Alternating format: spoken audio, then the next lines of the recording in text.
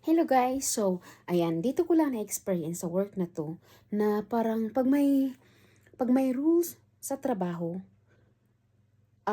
parang mula sa itaas hanggang sa baba na mga posisyon kung ano man, manager man yan dyan, tapos hanggang sa, yun, sa baba sa amin, na dun ko na na pantay-pantay kami ng rules. So, kung ano man na, halimbawa, tulad sa amin sa trabaho, may kami, may button kami na pinipindot kapag mag-out na kami. So, bago kami umuwi, bago kami lumabas sa pintuan, pipindutin namin yung button na yun.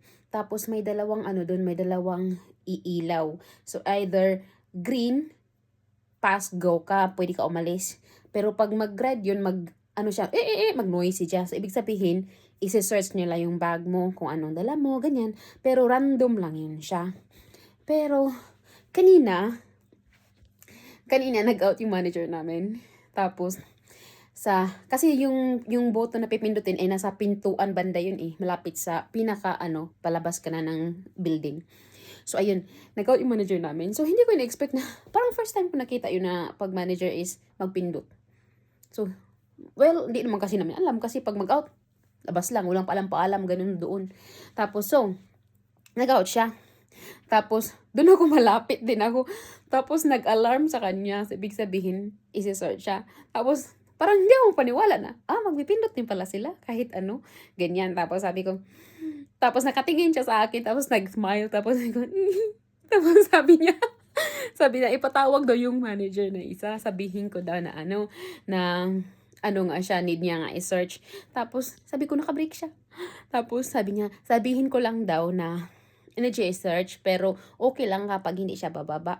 Kasi pag naka-break sa work, hindi nila dinidisturbo talaga.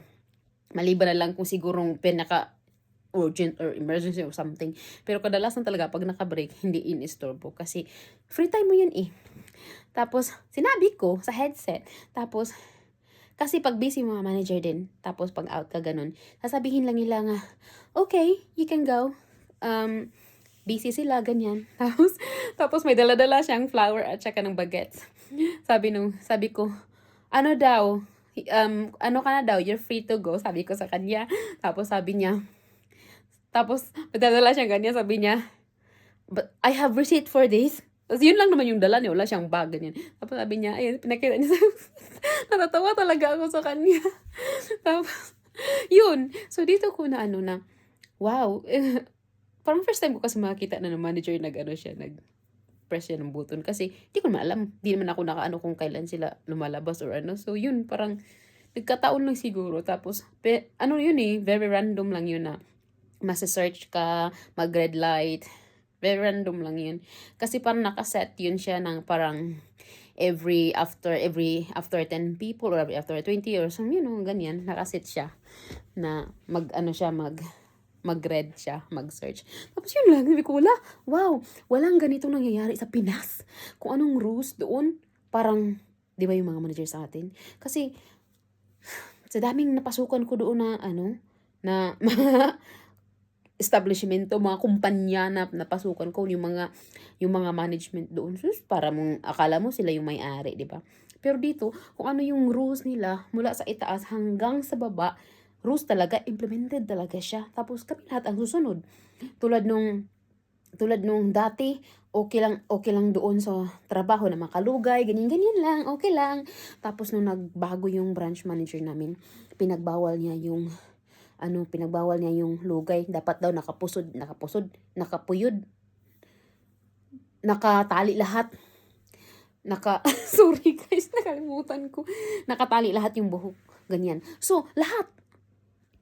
Mula sa branch manager, mga line manager, at saka lahat ng mga team leaders, at saka lahat kami, nakatali lahat yung buhok.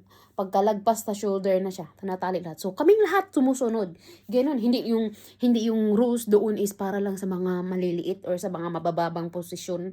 Hindi, lahat talaga nakasunod lahat. So, ganon dito.